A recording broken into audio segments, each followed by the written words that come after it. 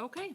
We're back in live session, and I see that our next one is Andrew Letson, the County Administrator. Yes, Mr. Chair. So, there's two items I just wanted to talk to you about real briefly. First off, I sent out an email to the board yesterday, a draft letter that would go to our legislative delegation here, that would express support for two bills, which provides appropriation for the tax forfeiture settlement.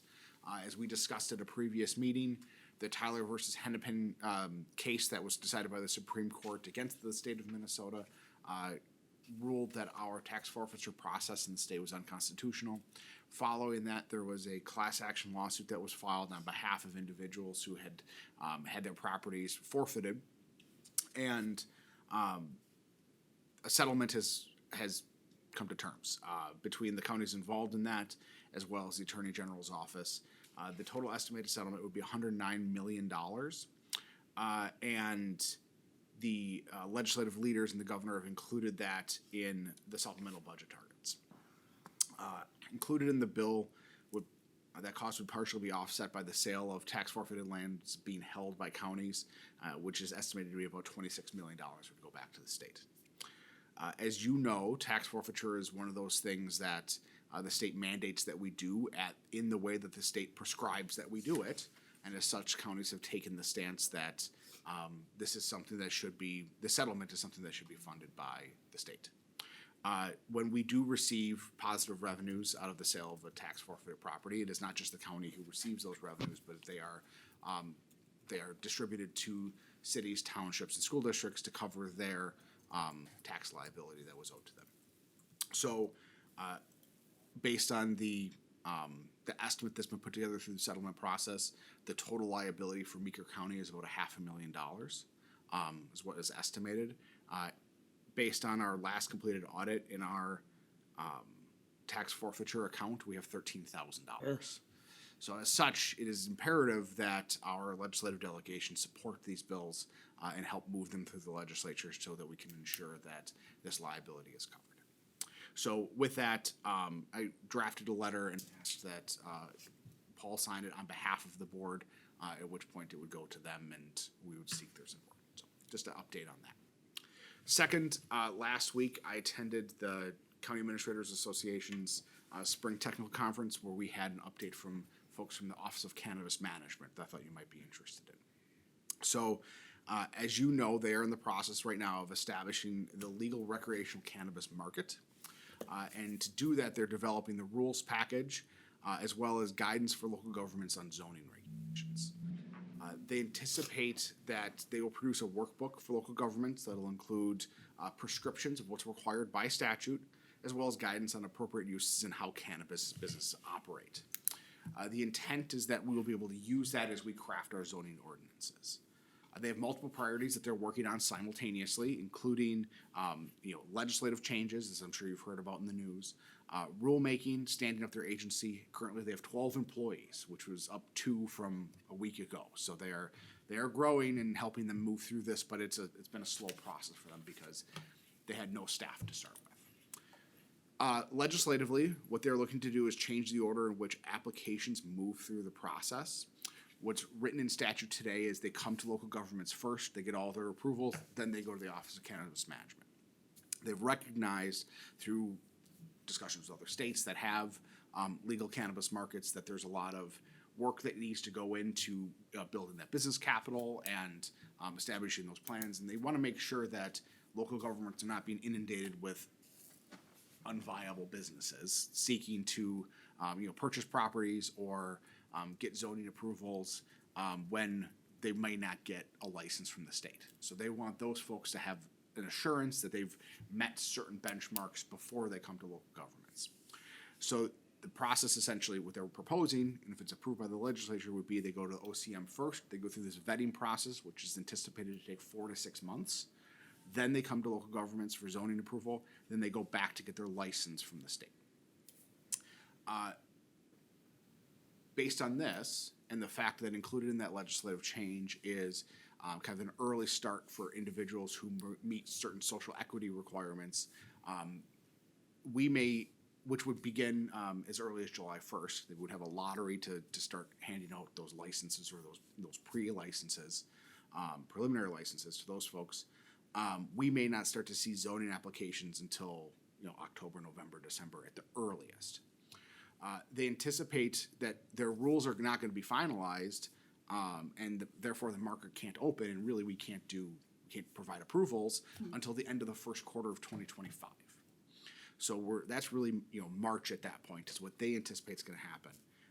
So they really don't see any production or sales beginning on January 1st of 2025. They suggested that we be in the process of conducting background research in preparation for developing our zoning ordinances. Planning Commission has already been doing that. Greg has provided them with the law. He's provided them with specific areas within the law that they should be focused on, and as well as some documentation that's come out of the League of Minnesota Cities and the Association of Minnesota Counties of other ordinances that have been adopted in other states. So ultimately, we're in a good place today. It is going to have to become something that we work heavily on in the coming months.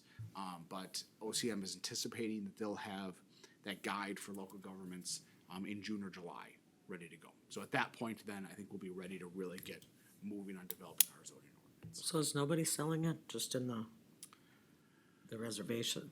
Yes, Some of the correct. reservations are, but nobody privately is selling it. Office of Cannabis Management has not issued any licenses. They're not prepared to issue licenses yet. Are they getting a lot of requests, or? They haven't even started that process Okay. because the first step was if the legislature adopts their changes and they start this preliminary process for social equity applicants, then they would start receiving those as early as July, but nothing yet until this point. I wonder how much money they've spent on this So government waste. the casinos are selling it, obviously already, or some of them are, and more are moving Reservations towards are. it. So they can also Those are grow the it folks without that are any really going to restrictions. have- Absolutely. Without having to follow the state's licensure process, correct? But I did notice we were down at Jackpot but a couple weeks ago, and they have a big sign in there, No smoking. no cannabis use within the confines of the casino. So you can smoke a cigarette, but you better not be using. So disgusting in there, the smoke is just, So, my question would be, so is planning and zoning, are they okay with these timelines? These are adjusted timelines from what we had before, correct? Yeah, Correct? So I this mean, is still in the time frame that Greg and I have been discussing of where okay, they need to and be at they- with the planning they- commission. They feel they can get all their things in place Yeah, before any, Yes. licensing or, I think we had started to become concerned, especially with the discussion around social equity applicants, that we were going to start to see people coming to us a lot sooner. And if we were, then at that point we would be looking to adopt a moratorium while we go through our zoning process. okay, that was kind of. Moratorium though can conversation only I had go with until that January 1st of 2025.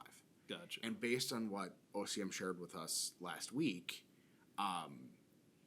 the moratoriums are all going to expire before businesses are, before OCM's even ready for businesses to start operating.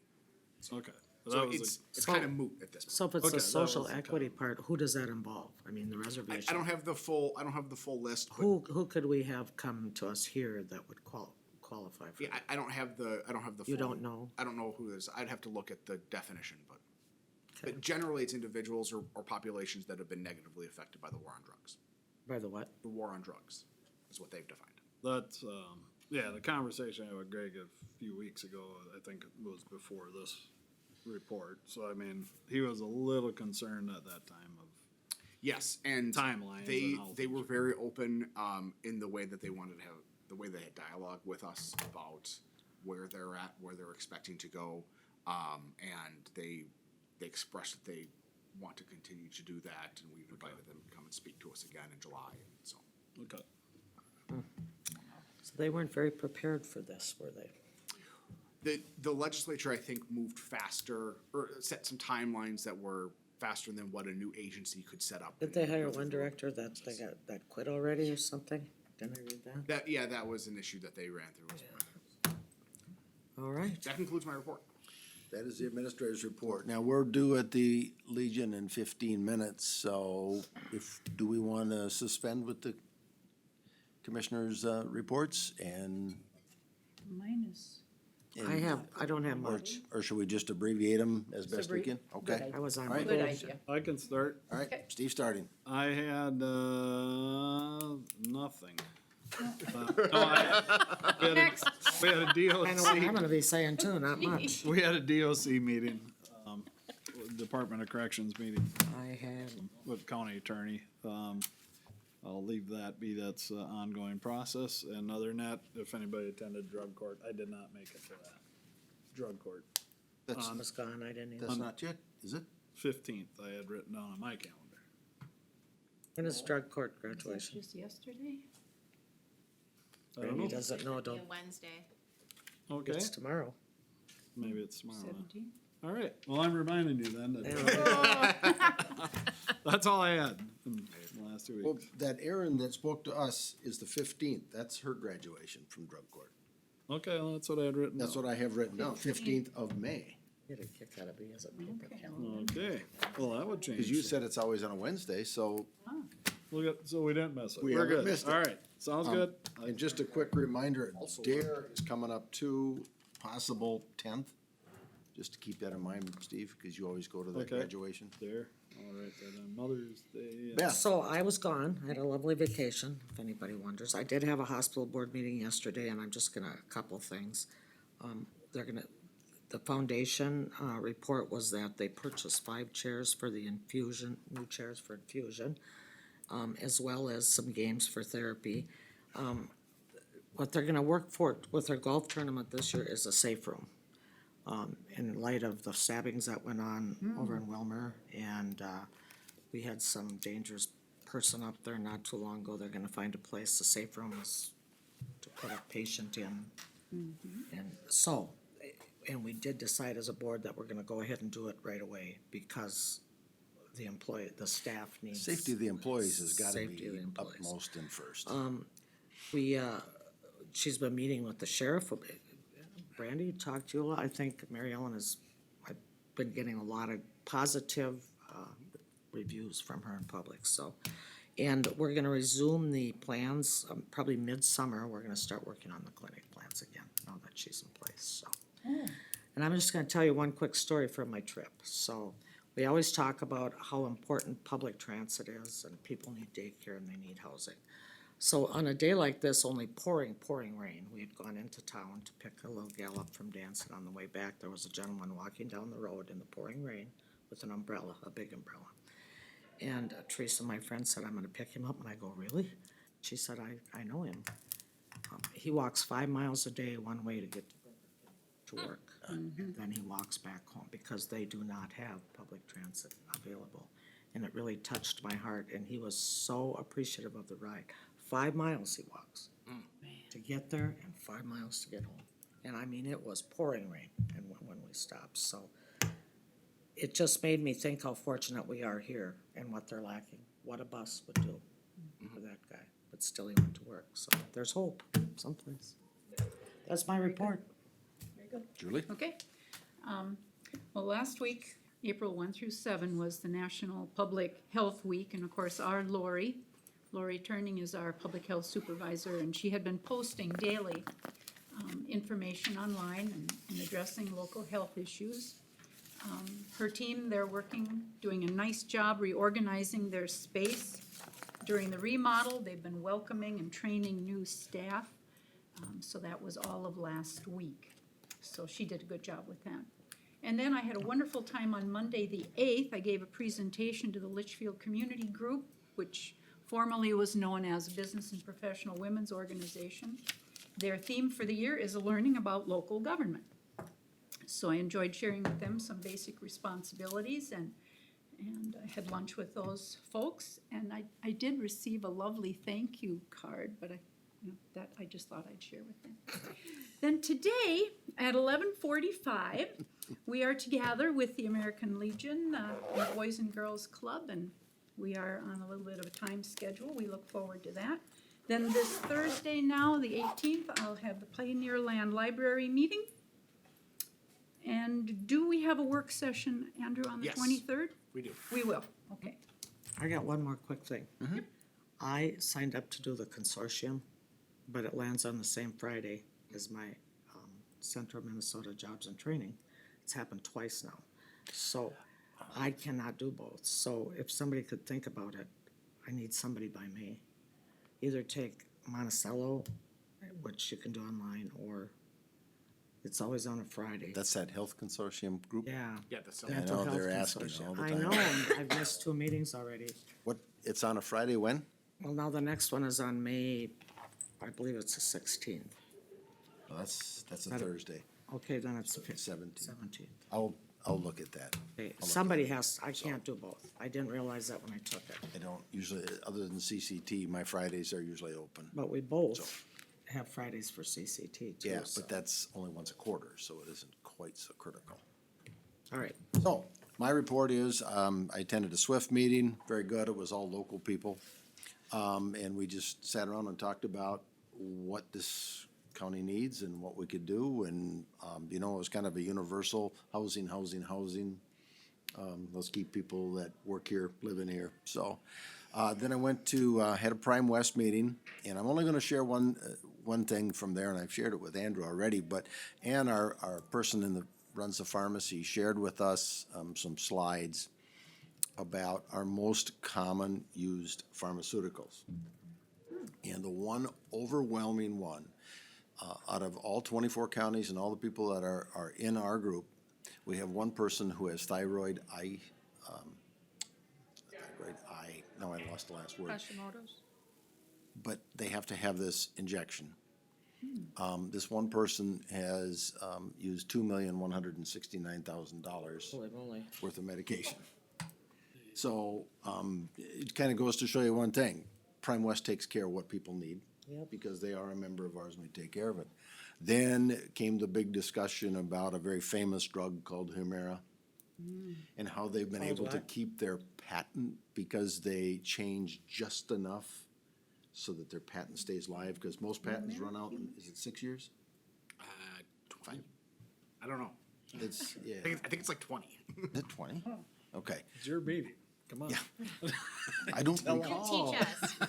Okay, then as you know, Litchfield Firemen invited us to their fish and smelt fry, and I gotta tell you, that was some of the best smelt I I have just got had the in invitation a today. I must have long missed it. time. We must have missed it. No, we Julie all and I got just it. got You the- Well, you weren't you here, were- you were probably- gone. Yeah, there was Julie. So, but that was very good. CCT, when we talk about what Beth was coming, we've had such a hard time getting buses that the state has finally decided maybe we need to allow us to buy vans. There you go. And so we'll be able to get large vans that will carry more than 4 people and still be accessible Cargo van type thing. type, yeah. I got that idea from CCT donating that. Yeah. So, that's I'll kind of a try good West, I thing. mean. We're gonna be looking at it to see if we can incorporate some of those. And the hospital meeting, yesterday, Beth has already covered, so. With that, is there any other further business to come before us? Yeah, pass that down, would you please? Hearing none, we will adjourn this meeting. Good job. Very good. Thank you. Yeah. Hey, Beth. Hey.